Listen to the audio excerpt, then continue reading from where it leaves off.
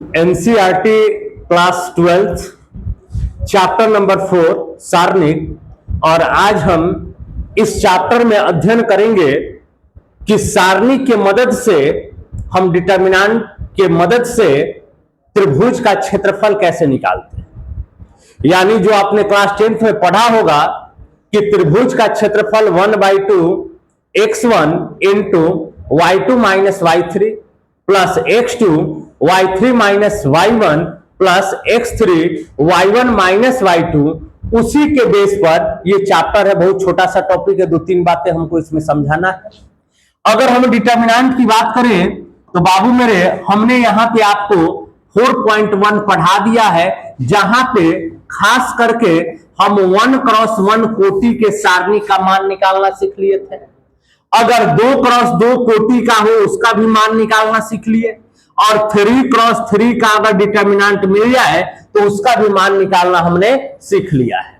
हमने यहां पर 4.1 में खास करके सारणिक के मान के बारे में अध्ययन किया था कि अगर 1x1 कोटि का अगर मिल जाता है डिटर्मिनेंट तो सॉल्यूशन क्या होगा, 2x2 का मिल जाएगा तब सॉल्यूशन क्या होगा, और 3x3 का मिल जाएगा तो सॉल्यूशन क्या होगा।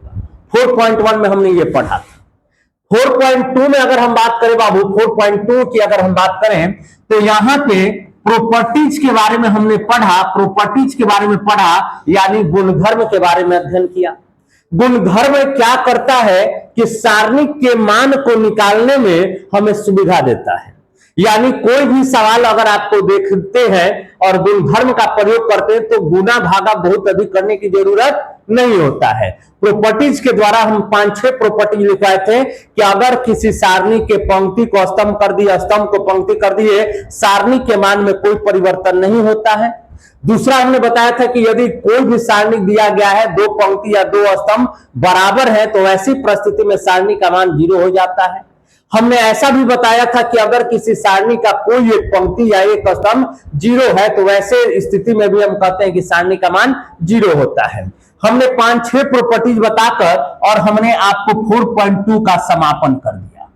अब यहां से अगर हम बात करते हैं बाबू 4.3 में, तो 4.3 क्या पढ़ना है अभी हमने बताया कि इसमें सिर्फ और सिर्फ आपको एरिया ऑफ ट्रायंगल पढ़ना है। एरिया ऑफ ट्रायंगल यानी हम कह सकते हैं कि त्रिभुज का क्षेत्रफल के बारे में हमें चर्चा करना है। और हम आते हैं अपनी एक्सरसाइज 4.3 को सवाल को हल करने से पहले उसके कंसेप्ट को समझना होगा। 4.3 में हमें त्रिभुज का क्षेत्रफल पढ़ना है, और त्रिभुज का क्षेत्रफल आपने क्लास 10th में भी अध्ययन किया होगा। फिर से एक बार हम बता दें, जैसे मान लीजिए कि ये हमारे पास कोई एक ट्रायंगल दिया गया है, और यदि इसके निर्देशांक की बात करें तो यहां पे मान लेते हैं ये बाबू हमारा ए हो गया, ये हमारा ए हो गया, ये बी हो गया और ये सी हो गया।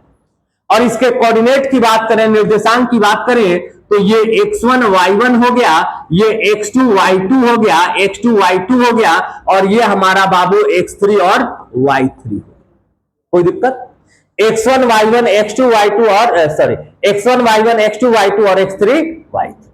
ये आपने 10th क्लास में पढ़ा होगा, आपने क्लास 10th में जरूर अध्ययन किया होगा कि बाबू मेरे त्रिभुज का अगर क्षेत्रफल हो निर्देशांक ज्यामिति में तो 1/2 x1 y2 minus y3 plus बाबू x2 y3 माइनस y1 और प्लस में x3 यानी y1 माइनस y2।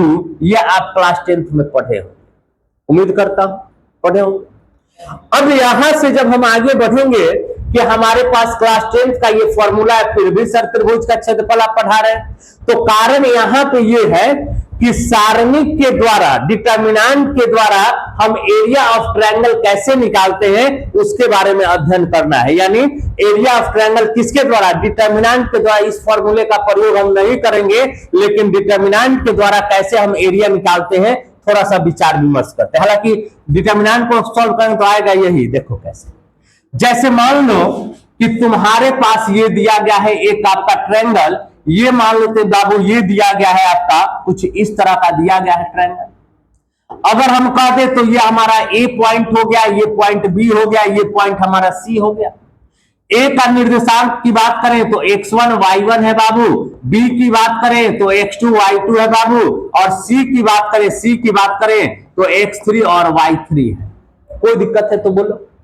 ठीक, अब डिटर्मिनेंट के द्वारा हमें सारणी का मान, सॉरी डिटर्मिनेंट के द्वारा हमें त्रिभुज का मान निकालना है। डिटर्मिनेंट के द्वारा कैसे निकालेंगे तो ध्यान दो, देखो लिखेंगे क्या कि सर त्रिभुज का एरिया ऑफ ट्रायंगल यानी त्रिभुज का क्षेत्रफल। सुनो, त्रिभुज का क्षेत्रफल एरिया ऑफ ट्रायंगल। सुनो, करना क्या है तुमको कि सर 1/2 लिख लेना, 1/2 लिख लेना। क्यों सर, क्लास 10th में भी यहाँ पे 1/2 होता है, और जब आप आते हैं अपने 11th क्लास में तब भी आपने लिखा 1/2, 1/2 लिख लेना। इसके तत्पश्चात आप डिटर्मिनेंट का सिंबल लेना। क्या है, x1 y1 तो x1 y1, x2 y2 तो x2 y2, x3 y3। ठीक, और अभी आपको यह ध्यान देना है कि चूंकि डिटर्मिनेंट का बनाना है, लेकिन ये डिटर्मिनेंट है क्या, नहीं है, तो अपने इच्छा से यहां पे 1 1 और 1 दे देना। इससे आपको आसानी से हम कह सकते हैं कि त्रिभुज का क्षेत्रफल निकल सकता है। देखो अब इसे सॉल्व करना होगा, तो सॉल्व करना तो तुम्हें पता है कि नहीं पता, बोलो। 1/2 रह गया, इसे सॉल्व करते हैं, क्या लेंगे बाबू मेरे, x1 लेंगे, रो कॉलम छोड़ दीजिएगा, y2 1 y3 1। ठीक है, माइनस इसी पे हम सॉल्व कर लेते हैं, इसी पे माइनस x2 लेते हैं, रो कॉलम को छोड़ दीजिएगा, y1 1 y1 1 y3 1, और प्लस में x3 लेते हैं, रो कॉलम को छोड़ देंगे, y1 1 y2 1। बोलिए कोई दिक्कत है? ठीक है, सुनिए अब लिखना होगा तो 1/2। ठीक है, x1 तो x1 क्या हो जाएगा बोलो, y2 minus y3 minus x2 क्या हो जाएगा बताओ, y1 माइनस y3 प्लस में x3 y1 माइनस y। हो जाएगा कि नहीं हो जाएगा? इस बात को अगर हम ऐसे लिखे बाबू, 1/2 x1 y2 minus y3 minus, देखो माइनस कॉमन लेके प्लस कर सकते हैं, इसको प्लस हो गया x2 और यहां पे प्लस जाएगा, यानी y3 माइनस में y1 plus x3 y1 minus में बाबू। अब तुम मिला के देखो, क्या ये फॉर्मूला जो आपने क्लास 10th में पढ़ कर आया है और जो 12th क्लास में डिटर्मिनेंट के द्वारा अगर हम निकालते, दोनों में डिफरेंस है क्या? दोनों एक ही है बाबू। देखो x1 y2 minus y3, x1 y2 minus y3, उसके बाद x2 y3 minus y1, x2 y3 minus y1, फिर क्या x3 y1 माइनस y2 और x3 मिला लो, x3 y1 माइनस y2, दोनों बराबर है। तो ये बेसिक हो गया, डिटर्मिनेंट के द्वारा हम सारणी का मान निकाल रहे हैं, डिटर्मिनेंट के द्वारा एरिया ऑफ ट्रायंगल निकालना है। तो यहां पे आपको ध्यान देना होगा, जब कभी अगर आपसे सवाल पूछ गए त्रिभुज का क्षेत्रफल निकालिए तो इसका प्रयोग आप कर लीजिए। ठीक है, एक सवाल हम हल करते हैं, आपका एनसीईआरटी एग्जाम्पल नंबर 17 है, और यहां पे देने के तत्पश्चात कह रहा है कि इसका आप क्षेत्रफल निकालिए। तो हम करते क्या है कि बाबू मेरे, ये ए हो गया, ये बी हो गया, ये सी हो गया, और इसी का क्षेत्रफल निकालना है। तो हम क्या लिखेंगे, त्रिभुज का क्षेत्रफल, त्रिभुज का क्षेत्रफल। ठीक, सुना है, एरिया ऑफ ट्रायंगल, त्रिभुज का क्षेत्रफल। क्या करोगे कि सर अभी बताए हैं 1/2 x1 y1 x2 y2 x3 y3 और मेरे बाबू बोलो 1 1 हो जाएगा ना, यानी 1/2 x1 3 8 x2 माइनस 4 2, उसके बाद 5 1 और 1 1। कोई दिक्कत?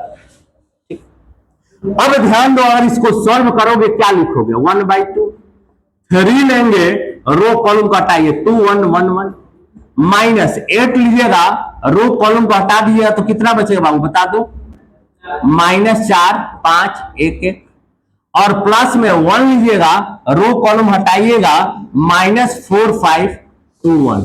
अगर इतना में कोई दिक्कत है तो बोलो, इतना में दिक्कत है किसी को? कोई दिक्कत बड़े ना? देखो अब तुम एक बात तो जरूर जानते होगे क्या कि सर 1/2 3, 2 में 1 से गुना, 2 - 1 -8 क्या हो जाएगा? -4 -5 +1 -4 माइनस हो जाएगा, यानी 1/2 इंटू 3, 2 में से 1 जाएगा 1, -8 -9 +1 इंटू -14। कोई दिक्कत है तो बोलो, ठीक है। अब यहां से अगर हम आगे बढ़ते हैं बाबू, क्या लिखेंगे पता है? 1/2, ठीक है, बोलो 3 माइनस 72 माइनस प्लस 72 और माइनस 72 3 75, 75 माइनस 14, यानी क्या बचेगा? 1/2 गुना 61, यानी 61/2, 61 बाई में।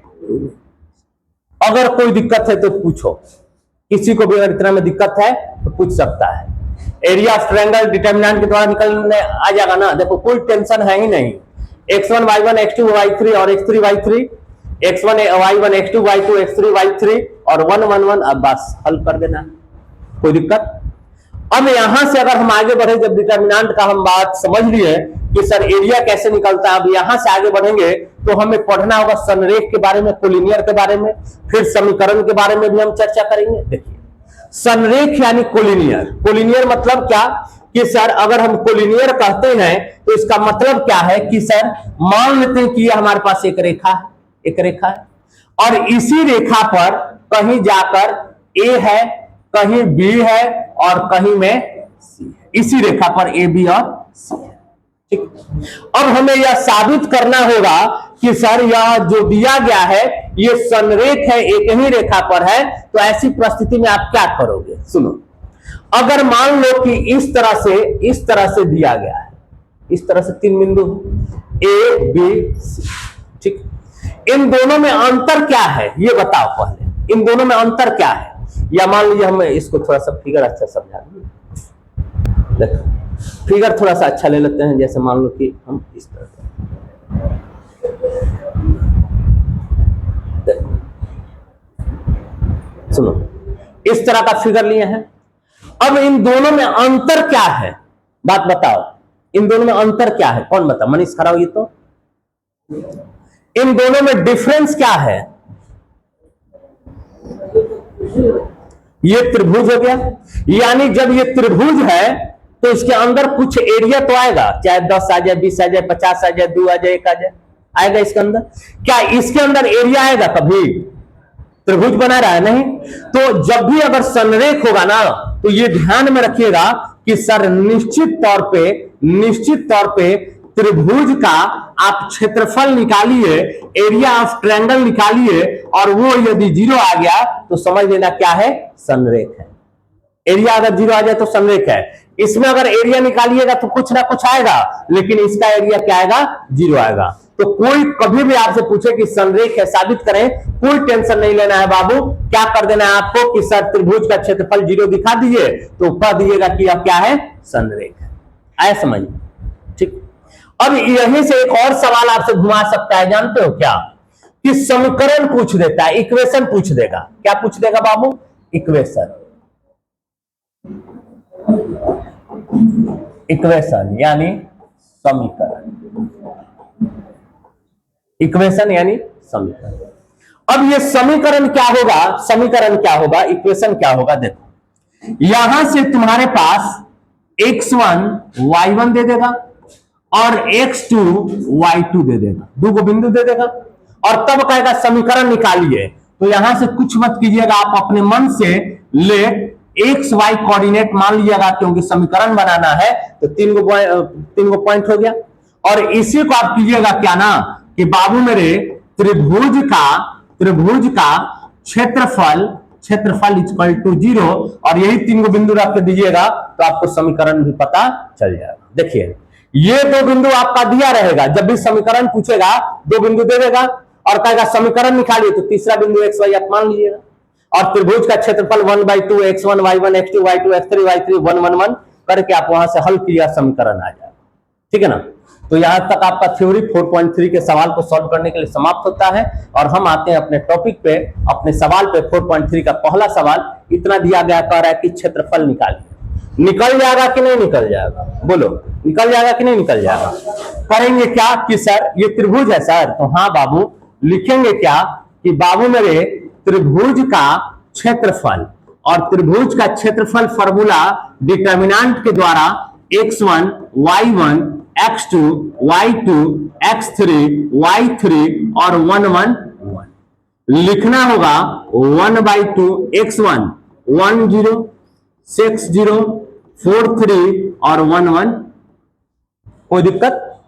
अब इसको आप सॉल्व कर लीजिए। कहां से सॉल्व करेंगे आसानी होगा, इससे सॉल्व कर लेते हैं। 0 0 पे मान अधिकतर 0 आ जाएगा, यानी 1/2 देखो, plus minus plus minus plus minus minus plus, sorry plus minus, यानी यहां पे क्या हो जाएगा बाबू, -3 लेंगे, इसके रो और कॉलम को छोड़ दीजिएगा, 1 6 1 1।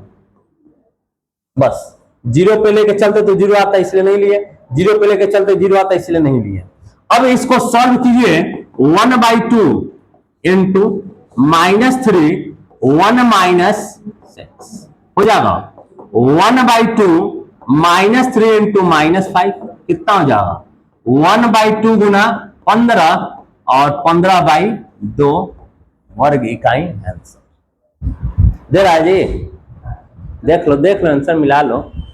सब आंसर का दीवाना रहता है, सब आंसर नहीं मिला तो हाँ कर सकते हैं, कर सकते हैं। आ रहा है, चलो ठीक है, आ रहा है। फिर पटना है, फिर दिल्ली है। चलो कोई दिक्कत पूछना है इसमें? 3 गो इसमें सवाल है। पहला ये हम बता दें, 2 गो बन जाएगा आपसे ना, बन जाएगा ना। चलिए अगला सवाल 2 नंबर, सिद्ध करें कि ए बी सी संरेख है। संरेख पर भी ना चर्चा किए थे। त्रिभुज का क्षेत्रफल equal to 0, then that is collinear. अब समझिएगा, सुनो सुनो बाबू मेरे, ए दिया गया है कितना, ए बी प्लस सी, और बी दिया गया है बी सी प्लस ए, और सी दिया गया है सी ए प्लस, और साबित करना है कि कोलिनियर है। तो कोलिनियर के लिए क्या बताएं, बताओ।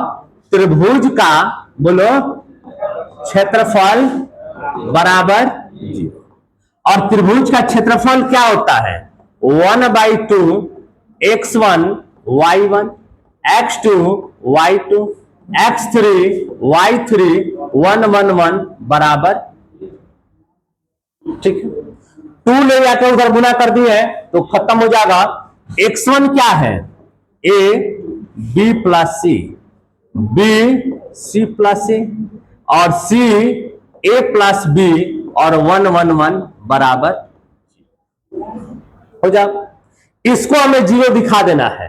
तो देखो a है ना, a b प्लस सी जोड़ देंगे तो a plus b plus C हो जाएगा। a plus b plus C, a plus b plus C, यानी करते क्या है बाबू मेरे, C2 को चेंज कर दिए C2 प्लस सी, C2 प्लस सी कितना हो जाएगा बोलो, a b c, a plus b plus C, a plus b plus C, फिर देखो a b plus C, a plus b plus C, उसके बाद मिला लो a plus b plus C, a plus b plus C, और 1 1 1 equal to 0 हमें दिखाना है। C2 से a plus b plus C common लेने पर, कॉमन लेने पर, तो a plus b plus C अगर कॉमन ले लें तो a b c 1 1 1 1 1 1 बराबर। और आपको हमने बताया है कि नहीं बताया है, किसी सारणी का कोई 2 पंक्ति या कोई 2 स्तंभ बराबर हो जाए तो ऐसी परिस्थिति में उसका मान क्या हो जाता है, 0 हो जाता है। तो a plus b plus C और इनटू में 0 बराबर 0, 0 में किसी से गुना 0, और यही हमें संरेख को कोलिनियर साबित करना था। कोई दिक्कत? बढ़े ना आगे। कहीं पूछना इसमें? अगला सवाल ये देखो। अच्छा एक बात बताओ, त्रिभुज का क्षेत्रफल यदि आप निकालते हो, अगर वो माइनस में आ गया तो उसका अर्थ क्या है? किसी का भी एरिया अगर माइनस में है तो प्लस में मान लेते हैं, प्लस में रहेगा तब वो प्लस, और माइनस में रहेगा तब वो प्लस। ये सवाल कुछ उसी तरह से दिया गया है कि प्रत्येक में के का मान ज्ञात है यदि त्रिभुज का क्षेत्रफल। देखो के का तो वैल्यू हमसे पूछा जा रहा है, और जहां पे त्रिभुज का क्षेत्रफल जो है वो क्या दिया गया है? 4। हो सकता है कि ये प्लस में 4 रहा होगा या माइनस में 4 रहा होगा। माइनस में 4 रहता तो हम प्लस में रखते, तो हम यहां पे जब भी लेंगे तो प्लस माइनस में है। कोई दिक्कत? क्यों लिए? बात समझ में आया? प्लस में अगर एरिया रहा होगा तो प्लस 4, माइनस में रहा होगा तो प्लस में लिए हुए, तो माइनस को भी हमने ले लिया। और त्रिभुज का क्षेत्रफल तो आपको पता है ना, अभी बताए हैं, 1/2 x1 y1 x1 y1 x2 y2 x3 y3 1 1 1 बराबर प्लस माइनस। कोई दिक्कत? क्या लिख सकते हैं बोलो? 1/2, ध्यान देना, x1 क्या है? a 0 4 0 0 और 1 1 1 इक्वल टू, यहां से 1/2 हटा दे क्या, उधर जाके क्या हो जाए? Plus minus 8। अब इसको सॉल्व करना है, कहां से सॉल्व करने की आसान पड़ेगा तो यहां से सॉल्व कर लेते हैं। ठीक है, 0 पे मान 0, 0 पे मान 0, और ये कौन सा स्थान पे आता है? तो 8 2 3 यानी विषम संख्या, तो माइनस के साथ आएगा, तो हम ले लेते हैं -2, रो कॉलम को छोड़ देंगे तो K4 1 1 equal two plus minus. कोई दिक्कत है तो बोलो। कोई दिक्कत? अगर हम चाहेंगे तो यहां से कटा भी सकते, कटा दे क्या? कटा दें?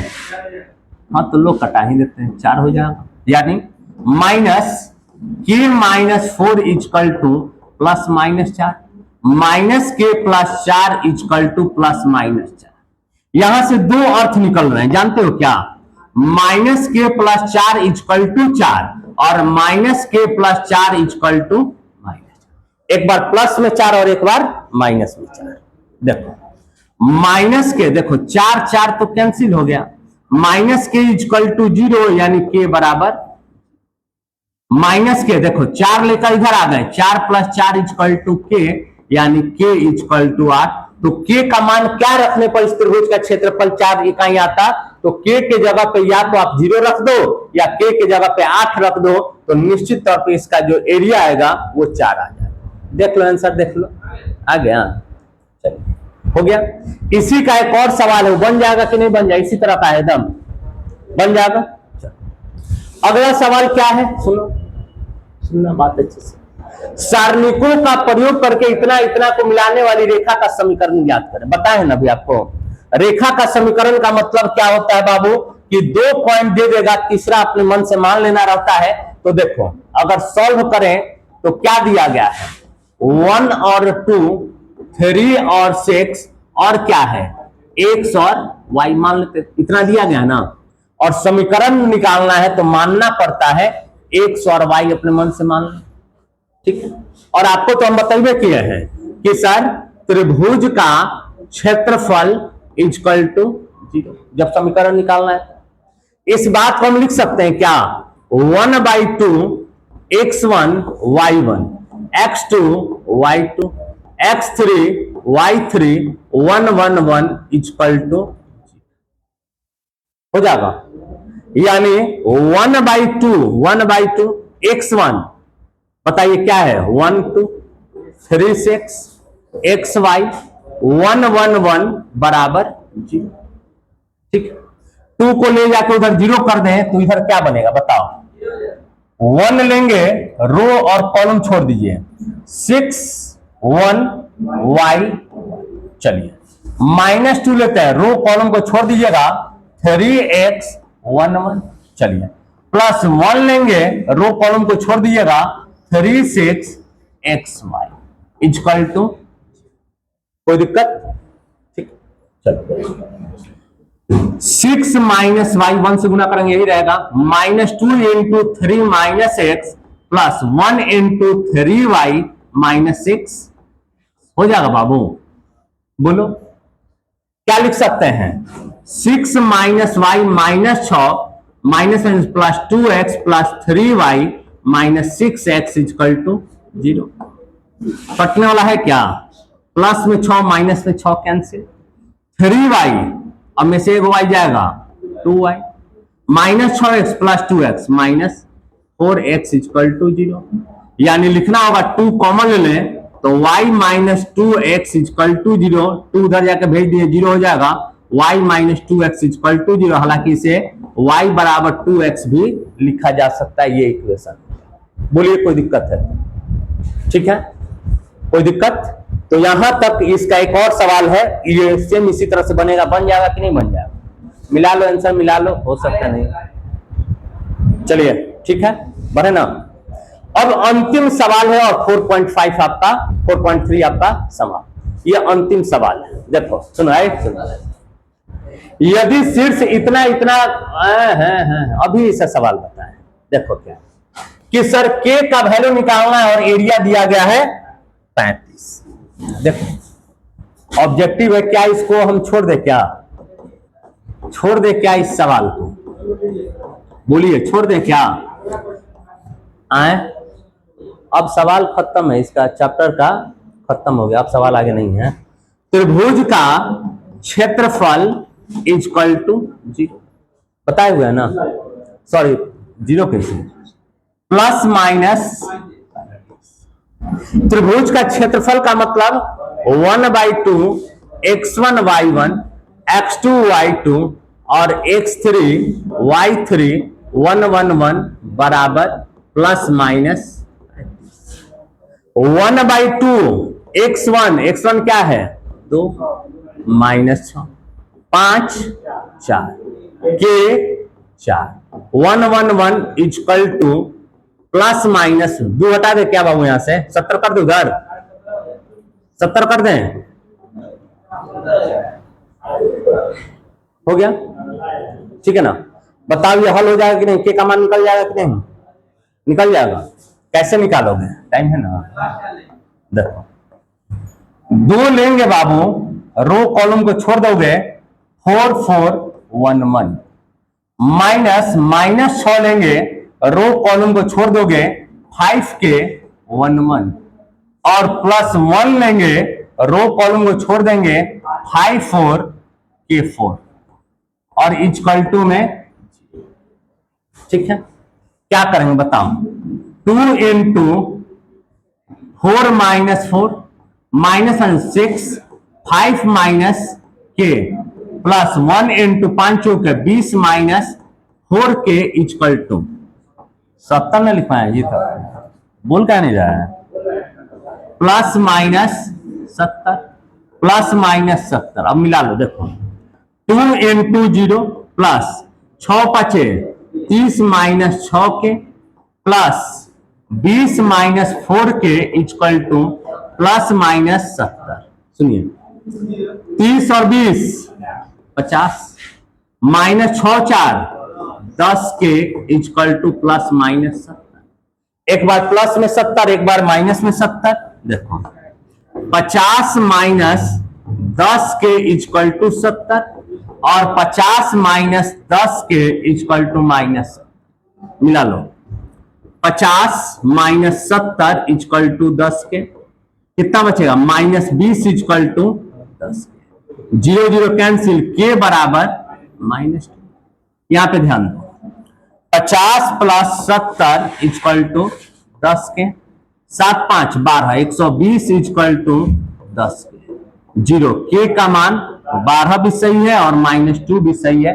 ऑप्शन कौन सा दे रहा है? डी। तो चलिए ऑप्शन नंबर डी, और यहीं से आपका द एंड होता है। ये जो टॉपिक है ये द एंड हो गया, द एंड 4.3 हाँ जी आएगा, है नहीं आएगा 4. ठीक है, उम्मीद करता हूं समझ गए होंगे और यहां से कल 4.4 चालू करेंगे और वो भी समाप्त हो जाएगा।